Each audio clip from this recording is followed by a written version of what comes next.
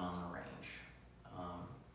Now my philosophy behind wanting to build a budget option would be, one, it's cheap, and then two, in the unfortunate event that you do have to use a firearm in self-defense, it's going to be submitted as evidence. And I don't want to give, police department my nicer, funner guns. Again, in the unfortunate situation, I have to use one. So I'm going to talk a little bit about, again, just philosophy. So I don't want to run a 16-inch gun in home defense. That's just me. And out of a 10.5-inch gun, I don't see a reason why to run 55 grain. So I set up for 62 grain. This is M855. You can find it in pretty much every store. If it does cost more than 55 grain, it's usually $1 a box.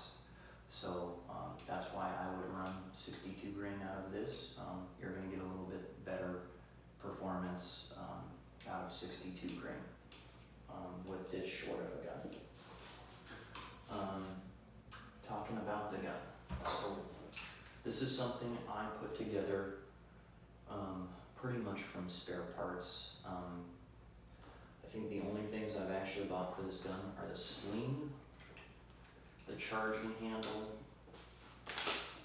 the adjustable gas block, the light, and then the magazines for the gun.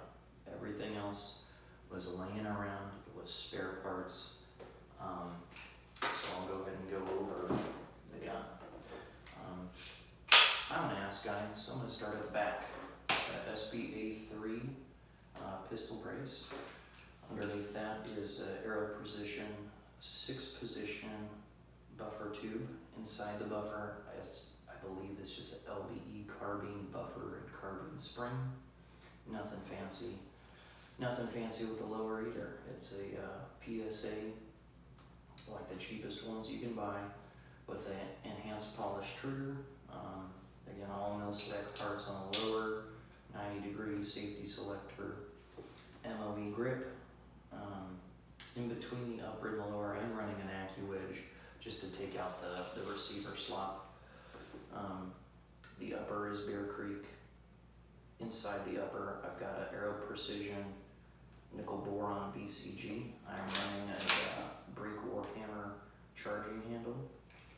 I've got a set of Magpul M-Bus flip-up sights. I'm running the Primary Arms SLX Red Dot. The handguard is a UTG Pro handguard. I did buy that actually, so add that to the list. Underneath that is a Bear Creek Arsenal stainless steel barrel. I've got the PSA adjustable gas block on there. I'm running a UTG QD sling mount on the left side of the gun. Olight PL Turbo Valkyrie and an A2 birdcage flash hider. When I was putting this gun together, it was horrendously overgassed, and that's not a shock considering, it's a Bear Creek Arsenal barrel. The recoil impulse was not what I'd like it to be, and I was getting an ejection pattern at the 2 o'clock. And, I want the parts to last as long as possible, even if it is a cheap build.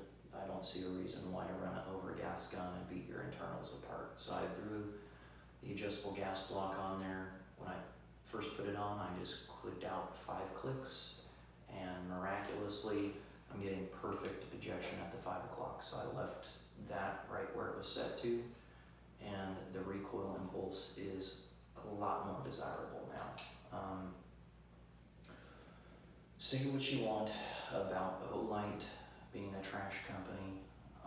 I half agree with you there, but again, on a budget option, I think this PL Turbo is a fantastic option. I've actually been super impressed with its performance.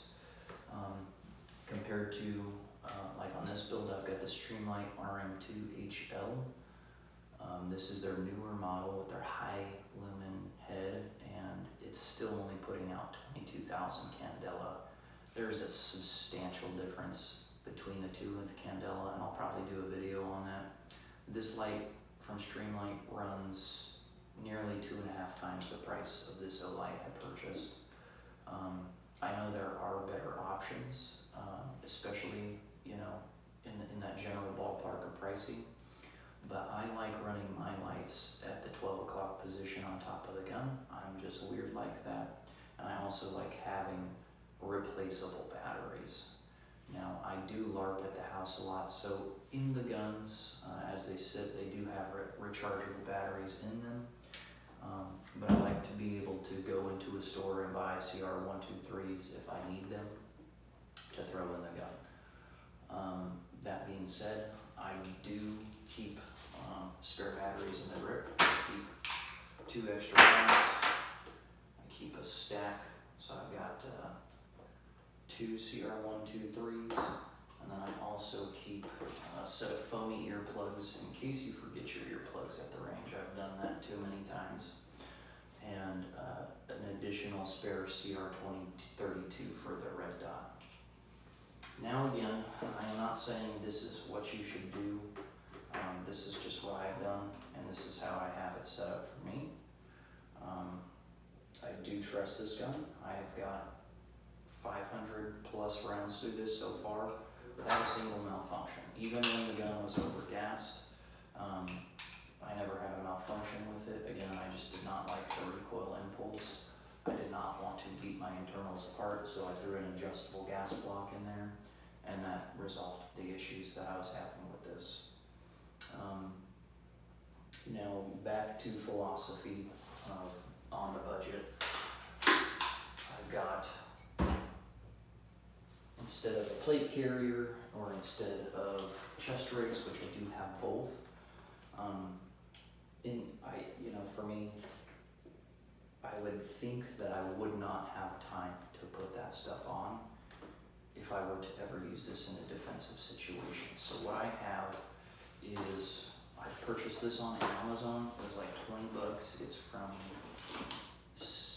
Savior, and it is 6 magazine bandolier. I'm able to put 6 additional 30-round magazines, and as fast as I can grab the gun with the sling on it, I can just as fast grab this, throw it over my shoulder, and I've got 6 additional magazines. Now, if I have time to put on EarPro, I do keep a set of walkers on this. These are an electronic slim set, so I can turn this on. I'm still able to hear what's going on in my home. And then I don't give myself a TBI. They're on the receiving end, so they're the ones with a TBI. That being said, there's really not much else to cover in this video. I'm not telling you what to do or how to do it. This is just an example of my budget home defense option, and how I have things set up. Now, I'm not a professional, so like, share, and comment. Talk all the trash you want. I love talking trash about Olight and Bear Creek. This is, again, just something that I pretty much set up for free. The only things I've actually purchased were the UTG handguard, the UTG QD sling point, the adjustable gas block, and the flashlight.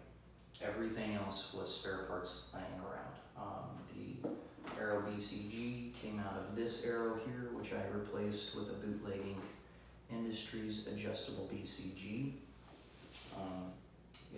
Once you start building and getting into guns, you'll have spare parts laying around, and I don't really see a point of letting those spare parts just be spare parts. If you have a majority of spare parts to build another firearm, you should probably do it. Thanks for tuning in, and I'll catch you guys on the flip.